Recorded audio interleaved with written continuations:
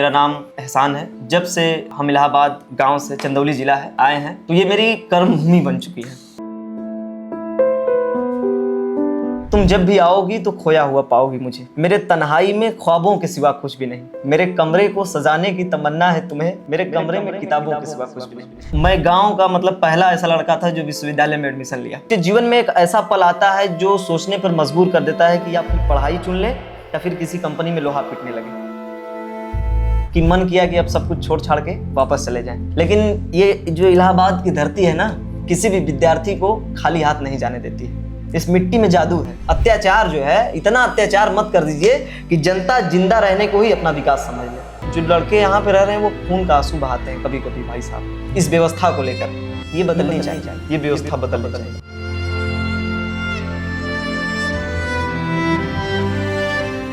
अभी मैं प्रयागराज में हूँ और आपको पता होगा कि अगर प्रयागराज में हूँ तो ये किसके लिए जाना जाता है। यहाँ युवाओं के लिए एक हुजूम रहता है, आप कह सकते हैं युवाओं की एक फैक्ट्री है प्रयागराज। उसी सिलसिले में आज हम एक छात्र के यहाँ पर पहुँचे हैं, उनसे थोड़ी सी बातचीत करेंगे और जानने की कोशिश करेंगे कि वो जब प्रयागराज में रह रहे हैं तो छात्र की जो यहाँ का दिनचर्या है, छात्र कैसे रहते हैं, कैसे सर्वाइव करते हैं, उन सब की चीज़ों के बारे में हम आज यहाँ बातचीत करेंगे। हमारे साथ हैं, आपका नाम क्या होगा? मोहम्मद एहसान, एहसान प्रयागी। अपने बारे में थोड़ा कुछ बताइए। सबसे पहले तो मैं आपके चैनल से ये बता देना चाहता हूँ, आप सभी के जितने भी आइडियंस हैं आपके सबको धन्यवाद है। मेरा नाम एहसान है। एहसान प्रयागी कहने का सिलसिला यहाँ से शुरू होता है कि जब से हम इलाहाबाद गांव से चंदौली ज़िला है आए हैं तो ये मेरी कर्म भूमि बन चुकी है। यहीं इलाहाबाद विश्वविद्यालय से स्नातक किया हूँ और अभी जारी है पढ़ाई लिखाई। आपको एक चीज़ और बता दूं, बड़ी इंटरेस्टिंग चीज़, मैं इनसे मिला कैसे उसके बारे में थोड़ी सी बातचीत कर लूँ। मैं ऐसे ही परसों स्क्रॉल कर रहा था रील्स और इलाहाबाद में अभी प्रोटेस्ट चल रहा है फीस वृद्धि को लेकर। तो इस रील में स्क्रॉल करते हुए ये एहसान प्रयागी का एक रील आता है जिसमें ये अपने किसी शॉप पे बैठे हुए हैं और शायर कोई शायरी, किसी शायर की शायरी वो कह रहे हैं। जब रील्स में हमने देखा तो मुझे लगा कि अगर हम इलाहाबाद आए हैं तो क्यों ना इनको भी कवर किया जाए। उसी सिलसिले में आज हम यहाँ पहुँचे हैं और इनसे बातचीत करने वाले हैं। एहसान जी, ये बताइए आप इलाहाबाद यूनिवर्सिटी कब आए यहाँ पढ़ने के लिए? मेरा ग्रेजुएशन अभी पूरा हुआ है। पिछले 3 साल से हम यहाँ पर हैं। हाँ। तो किस चीज़ की पढ़ाई कर रहे हैं आप? अभी विश्वविद्यालय से ग्रेजुएशन पूरा करने एमए में प्रवेश जो है लिए हैं और आगे की पढ़ाई चलती रहेगी। आपकी फैमिली के बारे में थोड़ा सा बताइए। फैमिली बहुत ही सिंपल सादा जीवन है।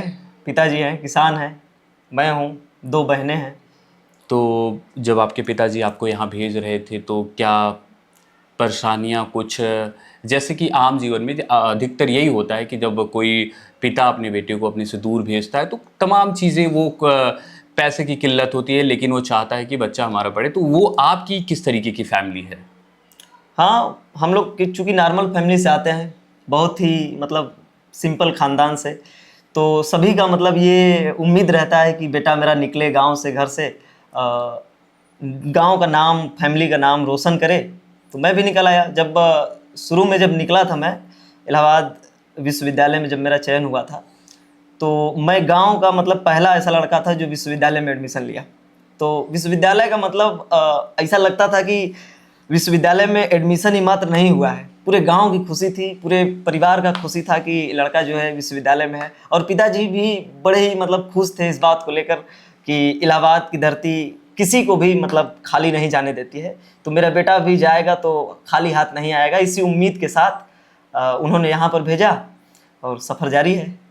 आप एक चीज़ और बता दूं कि आप तैयारी भी करते हैं, बीच में काम भी करते हैं, तो इस दोनों में जो कॉम्बिनेशन होता है वो कैसे, तालमेल कैसे बैठा पाते हैं आप? आप लाइब्रेरी भी जाते हैं उस बीच में, वो थोड़ा सा आप समय बताइए, आप कैसे करते हैं?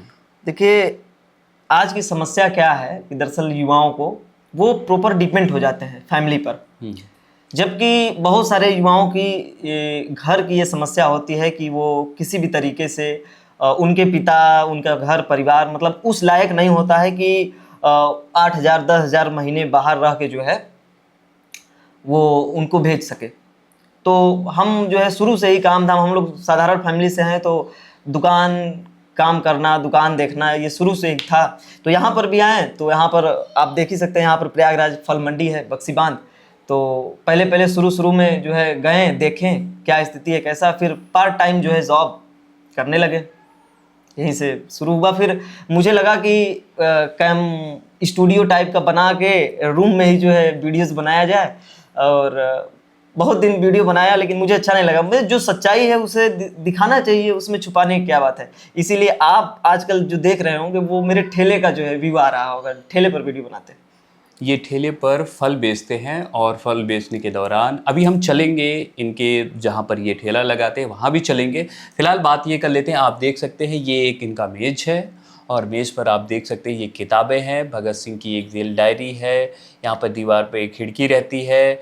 अब ऐसे कई किताबें हैं जो ये अब लगा कर रखे हैं। इन्हें साहित्य में भी काफ़ी रुचि है। तो ये रुचि आपको कॉलेज के दौरान आई, या फिर आप इससे पहले पोइटों को पढ़ना चाहते थे, या शायरों को पढ़ना बड़ी दिलचस्पी रही आपके?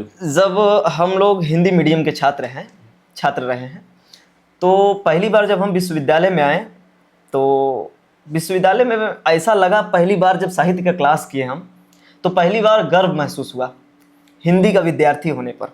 और यहाँ के प्रोफेसर, इलाहाबाद यूनिवर्सिटी के प्रोफेसर भी इस बात को मतलब जाहिर किए कि जो भी कहता होगा, जिसे भी लगता होगा कि हिंदी मीडियम से है और वो अपने आप को शर्म महसूस करता है, उसे एक बार इलाहाबाद विश्वविद्यालय का क्लास कराइएगा।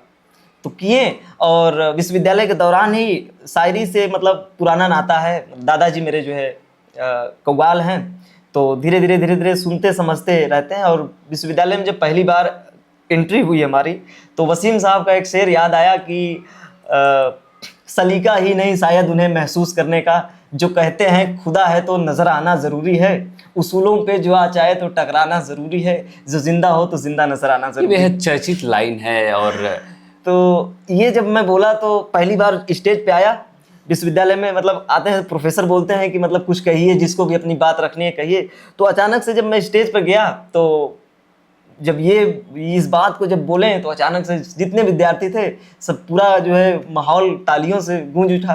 वहीं से एक मतलब लहर उठी अंदर शायरी की, तो सुनने सुनाने में। इन सब चीज़ों को लेकर घर वालों का कैसा रिस्पांस रहता है कि आप साहित्य में या कविताएं या फिर शेरो शायरी में पढ़ते हैं, तो ये ऐसा क्या घर वालों से रिस्पांस, क्योंकि आप रील्स में धीरे धीरे वायरल हो रहे हैं? जी, दरअसल बात ये होती है कि जब भी कोई भी लड़का विश्वविद्यालय में एडमिशन लेता है, अपने घर से जब 200 किलोमीटर 300 किलोमीटर आता है, तो इलाहाबाद यूनिवर्सिटी खास करके आईएएस की फैक्ट्री जानी जाती है। तो हम लोग भी जब निकले थे घर से, तो आईएएस के लिए, यूपीएससी के लिए ही निकले थे। तो धीरे धीरे जब क्लासें करते गए, साहित्य बढ़ता गया, तो लिखने का जो है प्रोसेस हम लोग का, खास करके हमारा, वो बढ़ता चला गया। तो हम लोग मतलब वहाँ से सोच के आते हैं कि आईएएस ही करना है, पीसीएस ही करना है, लेकिन बाद में जब आदमी 20 धारा में आता है तो लाइन बदलती है धीरे धीरे, और ये खूबसूरत लाइन है, इसमें कोई दिक्कत नहीं। घर वाले भी मतलब खुशी हैं इस बात से कि लड़का कुछ तो कर रहा है। एक निजी सवाल, जब लेखक होता है, जब कोई शायर होता है, तो उसके पीछे कहा जाता है कि कोई प्रेम रहा होगा, तो ऐसा कुछ रहा कि आप किसी के प्रेम में होकर आपने इन सब चीज़ों पे अपनाया, शायरी करना शुरू की, या फिर ऐसी कोई प्रेमिका रही आपकी?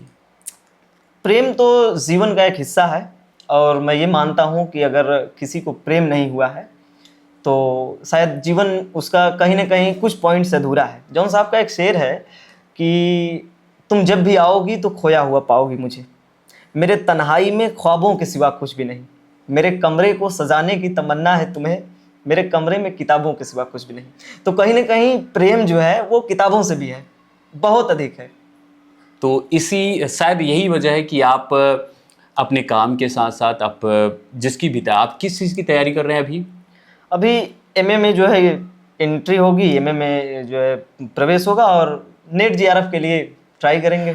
तो आप तैयारी प्रोफेसर की भी कर रहे हैं, और बीच बीच में आप काम भी कर रहे हैं, मतलब सेल्फ डिपेंड हैं जी। और ये घर भी चलाते हैं जी, घर भी पैसे आप भेजते हैं जी जी। ये आप पार्ट टाइम ये काम करते हैं यहाँ पर। और ये जब आप जब काम करते हैं प्लस पढ़ते हैं, तो आप जब ये मेहनत होती है, एक मेहनत भरा काम है, तो उस वक्त कितना अपने आप को एक्टिव रख पाते हैं कि आप पढ़ पाते हैं कि नहीं? क्योंकि अमूमन बहुत सारे लोग कहते हैं कि या तो काम कर लो या तो पढ़ ही लो, दोनों एक साथ नहीं हो सकता, तो आप उसको कैसे मैनेज करते हैं? बिल्कुल, ये बहुत अच्छी बात आप कह रहे हैं कि या तो आप काम कर सकते हैं या फिर आप पढ़ ही सकते हैं। सभी के जीवन में ये एक ऐसा पल आता है, हर विद्यार्थी के जीवन में जो सामान्य परिवार से आता है, उसके जीवन में एक ऐसा पल आता है जो सोचने पर मजबूर कर देता है कि या फिर पढ़ाई चुन ले या फिर किसी कंपनी में लोहा पीटने लगे।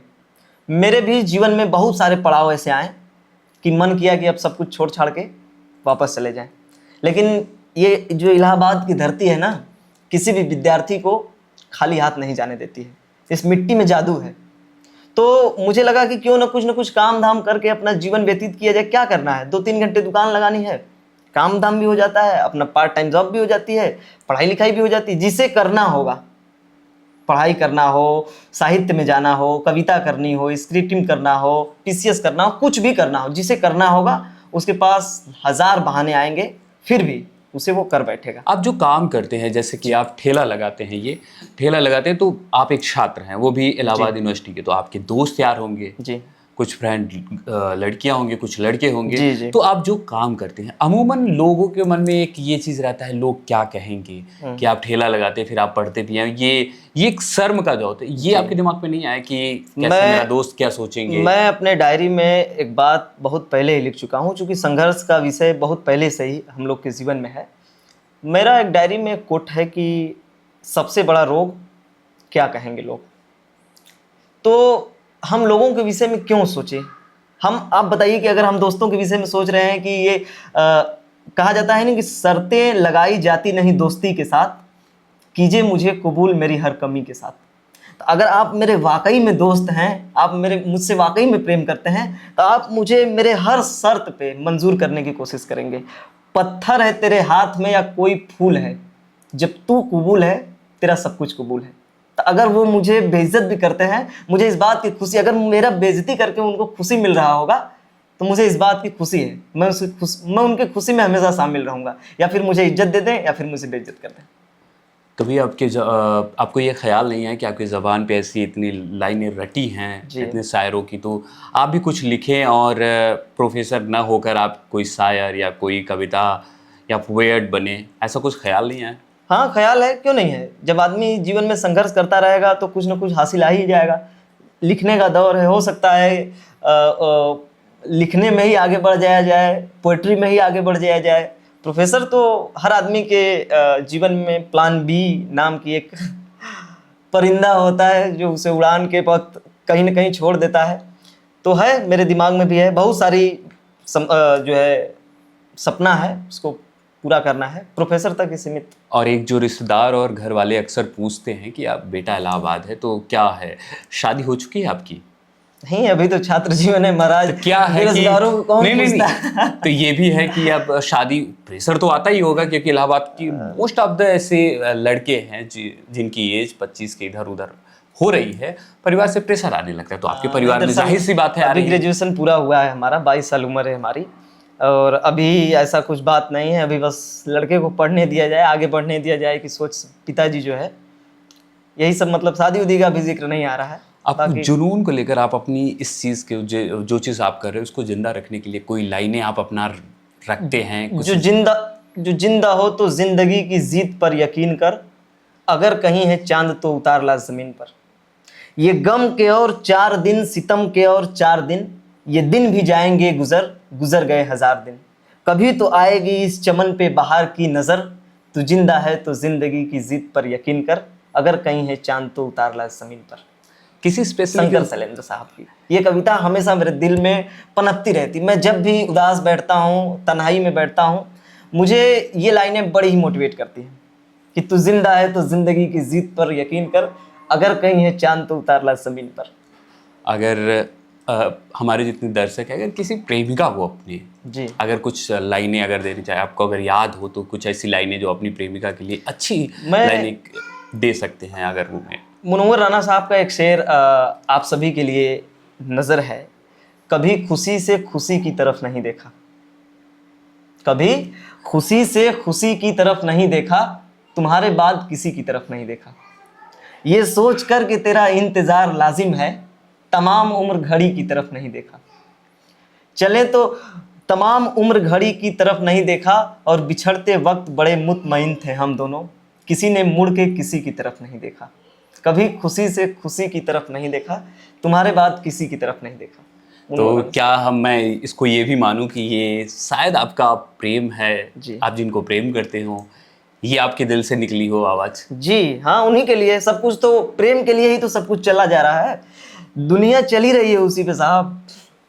माँ का प्रेम, भाई का प्रेम, पिता का प्रेम, प्रेमिका का प्रेम है, दिल में सबके लिए है। आपकी माँ के साथ आपका रिश्ता कैसा है? बहुत अच्छा है, बहुत खूबसूरत है। जब भी कश्ती मेरी सैलाब में आ जाती है, माँ दुआ करती हुई ख्वाब में आ जाती है। माँ एक अलग रिश्ता है। माँ पर मतलब जिसने हम सबको लिखा है, हम क्या उन पर लिखेंगे, क्या बात करेंगे। वो दिल में है, रहती है हमेशा, हर पल। किसी को घर मिला हिस्से में या कोई दुकान आई, मैं घर में सबसे छोटा था, मेरे हिस्से में माँ आई। मुनव्वर यूं कभी माँ के आगे खुलकर नहीं रोना, जहाँ बुनियाद हो इतनी नमी अच्छी नहीं होती। माँ है, बहुत खूबसूरत है। आप इतने काम में मशरूफ होते हैं और पढ़ाई, और ये दिन में कितनी दफ़ा बात हो जाती होगी माँ से? माँ से बात हो जाती है, डेली बात हो जाती है, हर शाम को बात हो जाती है। फ़ोन करती हैं, हेलो खाना खा लिए? हाँ मम्मी खा लिए। झूठ मतलब अगर कभी कदार बाई चांस इच्छा नहीं भी किया हो, आदमी खाना नहीं भी खाया होता है, तो माँ का दिल कैसे आदमी दुखा सकता है। बोल देते हैं हाँ मम्मी सब कुछ सही है, खा लिए। कभी कदार तो ये हो जाता है कि वीडियो कॉल करो, दिखाओ तो फंस जाता है आदमी। बाकी बहुत प्रेम करती है माँ, मैं भी मतलब उतना ही करता हूँ जितना वो मुझसे, मेरे परिवार में मुझसे जितना प्रेम करता है। माँ के साथ तो प्रेम सभी लोग मतलब जाहिर कर लेते हैं कि, लेकिन एक पापा के साथ जो का रिश्ता होता है कि आप पापा को अब उस तरीके से प्रेम नहीं कर पाते उस तरीके। माँ ने खिलाई बेटों को यूं प्यार से रोटियां, पर रोटियां कमा के जो लाया वो बाप है। तो जो बाप होता है वो जिंदगी की संघर्ष का एक बहुत ही महत्वपूर्ण हिस्सा होता है। किसी भी घर में, किसी भी परिवार में, किसी का ठेला लगाता है पिताजी, किसी के फैक्ट्री में रहते हैं, कोई इंजीनियर है, कोई आईएएस है, कोई पीसीएस है। हर एक पिता का अपना एक ओहदा है, लेकिन बेटे का और बाप का रिश्ता जो है वो सबके परिवार में उतना ही मिलेगा जितना एक दूसरे से प्रेम हो। अगर जूता सिलने वाला पिता है तो भी वो अपने बेटे को उतना ही प्रेम करेगा, और अगर पिता पीसीएस है, आईएएस है, फिर भी उतना ही प्रेम करेगा। तो माँ और पिता। प्रयागराज में अमूमन छात्र है जो वनडे एग्ज़ाम की तैयारी करते हैं, और हर परिवार को उम्मीद रहता है कि लड़का गया है तो जल्दी तैयारी करके कुछ नौकरी लाएगा, घर परिवार बनेगा, वो तमाम सारी चीज़ें आती हैं। लेकिन ये जिस तरीके की पेपर लीक और ये तमाम सारी मुद्दे आ रहे हैं, उसको लेकर आप क्या कहेंगे? पेपर लीक का समस्या इस देश में नॉर्मल हो गया है, और पेपर लीक पर मतलब देश का ये एक अलग मुद्दा हो गया है। ये मतलब आप देख रहे हैं रांची में, झारखंड में, दिल्ली जंतर मंतर पर क्या स्थिति रही, छात्रों के साथ क्या बर्ताव किया गया, लाठियों से मारा गया, कहीं कहीं पर तो बैलेट गन भी चलाए गए, छात्रों को जो है गोली बंदूक का भी सामना करना पड़ा। ये एक शायर हैं दुष्यंत कुमार, इलाहाबाद विश्वविद्यालय के पूरा छात्र रहे हैं। वो लिखते हैं कि कहाँ तो तय था चरागां हर एक घर के लिए, कहाँ चिराग मयस्सर नहीं शहर के लिए, यहाँ दरख्त की साए में धूप लगते हैं, चलो यहाँ से चले उम्र भर के लिए। न हो कमीज तो घुटनों से पेट ढक लेंगे, ये लोग कितने मुनासिब हैं इस सफ़र के लिए, और वो मुतमईन है कि पत्थर पिघल नहीं सकता, मैं बेकरार हूँ आवाज़ में असर के लिए। तो जब इस देश का युवा जागेगा, जिस ओर जवानी चलती है उस ओर जमाना चलता है, तो जब इस देश का युवा जागेगा तो संसद पर प्रभाव पड़ेगा। इस देश के युवाओं में उतना जोश है, तेरी फिरौनियत की है तो बस औकात इतनी है, बहाकर बेगुनाहों का लहू इतराना आता है, गुरूरे बेखबर ये बात तुझको कौन समझाए, वो सर झुका ही नहीं सकता जिसे कट जाना आता है। तो जब एक बार युवा अपना सर उठा के अपनी बुलंद आवाज में सड़कों पर उतर जाएगा ना, तो कोई भी सरकार हो, किसी भी तरीके का समस्या हो, हल हो ही जाएगा, वो फिक्स है। और ये अकाउंटेबिलिटी होनी चाहिए हर एक नेता की। ये जो अच्छे अच्छे पोशाक पहन के जब चुनाव आ जाता है तब फिर आ जाते हैं नमस्कारी करने, हाथ जोड़ने, और फिर जैसे ही चुनाव खत्म नेता गायब वाला मशरूम वाला सिस्टम नहीं चलेगा। देश की स्थिति अब बदल चुकी है, देश का युवा अब जाग चुका है। अब जिस तरीके से अब हर एक युवा अपना मुद्दा रख रहा है और युवाओं को मुद्दों को लेकर खुलकर बातचीत हो रही है, वो देश के लिए बड़ी सुखद बात है। उसको आप कैसे देखते हैं? हाँ, बच्चे अभी तो जो है एक राजनाथ सिंह साहब का एक बयान था कि हमारे सरकार में इस्तीफे नहीं होते हैं। भाई साहब, इतिहास बदल गया है। आप कहाँ पर हैं, कौन सी दुनिया में रह रहे हैं? हो गया इस्तीफा, और ज़रूरत पड़ी तो सरकार ले लिया जाएगा। आप उस जो है भ्रम में न रहिए कि हम कुछ भी कर लेंगे। आजकल सोशल मीडिया का ज़माना है, ठीक है। आजकल का जो ट्रेंड है, आजकल का जो युवा है, वो हर बात को समझता है। अब जेन जी ही नहीं, जेन अल्फा भी सड़कों पर उतरने के लिए हावी हो रहा है, आंदोलन कर रहा है, ठीक है। तो ये भ्रम में सरकार न रहे कि कोई भी चीज़ ऐसे ही कर लेंगे और बच्चे शांत रहेंगे। बच्चे शांत नहीं रह सकते हैं। ये इलाहाबाद की धरती है और इलाहाबाद की धरती में क्रांति बसती है ना। यही विश्वविद्यालय है अपना। विश्वविद्यालय का इतिहास आप जानते होंगे, बताने की आवश्यकता नहीं है। जब कभी भी जिक्र होगा जहाँ में दौरे बुज़दिली का, इस प्रकार की घटनाओं को याद रखा जाएगा। जिस प्रकार की व्यवस्था देश में बनी हुई है, पेपर लीक की समस्या, टीजीटी पीजीटी की समस्या, देश में शिक्षक भर्ती की समस्या, इस पर जो है कितना लड़का होगा, किस मंत्री विधायक का लड़का जो है तैयारी करने आता है, किसान परिवार से लड़का आता है, नॉर्मल मिडिल क्लास फैमिली से, लोअर मिडिल क्लास फैमिली से लड़का पढ़ने आता है, साल भर तैयारी करता है, 2 साल तैयारी करता है, बाल झड़ जाते हैं भाई साहब तैयारी करते करते, तहड़ी बना के खा के किसी प्रकार अपना जिंदगी व्यतीत करता है, और आप जो है पेपर लीक करा दीजिएगा। पेपर लीक कराने से कुछ नहीं होगा भाई साहब। देश में कोई भी सरकार हो, उसे इस बात की अकाउंटेबिलिटी लेनी होगी कि देश के युवाओं का भविष्य किधर जा रहा है। युवा ही तो चलाएगा देश आगे चल के, कि 45 साल का नेता चला लेगा, नहीं चला पाएगा। इस देश के युवाओं का भविष्य अगर आप खतरे में डालेंगे तो आपको इसके भुगतान करना पड़ेगा। चुनाव आ रहा है, पैसा से कुछ नहीं होने वाला है। 10,000 20,000 डाल देंगे अकाउंट में, कुछ नहीं होगा, सीधी बात है। आपकी बातों में थोड़ा इंकलाब जैसा और क्रांतिकारी वाली बात जैसे आती है कि आप एक छात्र भी हैं आप इलाहाबाद यूनिवर्सिटी के, तो लगता है उसका कुछ असर भी है। और आप इतने मुखर है, आप हर चीज़ मुद्दे पे। आप वनडे एग्जाम में भी कभी ट्राई आपने किया है? नहीं, अभी वनडे एग्जाम का कोई। तो ऐसे कोई आपकी मित्र यार जो मिलते होंगे, जो कई सालों से पढ़े होंगे, उनकी स्थितियां भी कई ऐसी रही होंगी, तो आप उनसे कभी बातचीत हुई ऐसी? हाँ, बातचीत करते हैं। बहुत सारे दोस्त हैं जो सफल हुए हैं। कोई यूपी पीसीएस में हुआ है, कोई यूपी पुलिस में हुआ है, कोई एयरफोर्स में हुआ है। बहुत सारे दोस्त हैं जो सफल हो गए हैं, उनकी भी अपनी एक अलग कहानी है। जो विफल हैं वो भी उनकी एक अपनी कहानी है। हर व्यक्ति का अपना एक संघर्ष होता है। जैसे हम हैं, आप हैं, सब लोग संघर्ष में हैं। उनका भी दिन आएगा, वो भी सफल होंगे। और अगर सफल नहीं होंगे भाई साहब ना, तो फिर जब गांव में जाएंगे तो वो जो गांव के लोग होंगे ना, वो कलेक्टर साहब 2 ठंडा बनादा वाला सिस्टम हो जाएगा।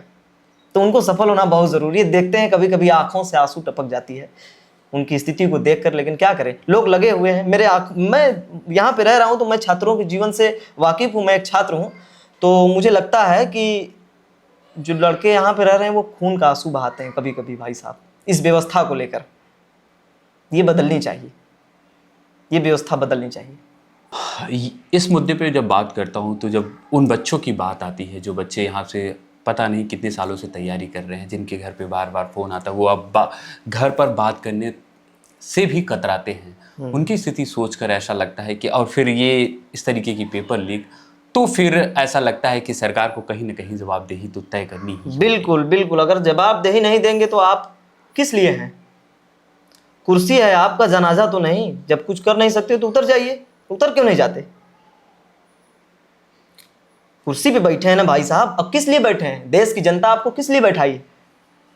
देश को सुधारने के लिए, देश में शिक्षा व्यवस्था को बढ़ावा देने के लिए, चिकित्सा पर बढ़ावा देने के लिए, समाज में नैतिक नियम क्या है उस पर बढ़ावा देने के लिए। कि चुनाव में आइएगा 20-50 लोगों को गाड़ी में पेट्रोल भरा के चल दीजिएगा, रोड पे नेताजी की जय हो, नेताजी की जय हो। जमाना खत्म हो गया, 80-90 का दौर चला गया। इस देश जमीन पर आकर आपको काम करना पड़ेगा, चाहे कोई भी पार्टी हो। किस सरकार में धांधली नहीं होती है? सब करता है, लेकिन इतना अत्याचार जो है, इतना अत्याचार मत कर दीजिए कि जनता जिंदा रहने को ही अपना विकास समझ ले। ये अत्याचार बड़ी बात आपने बोली है, जो लाइन बोली है, ये अत्याचार नहीं सहेगा भारत।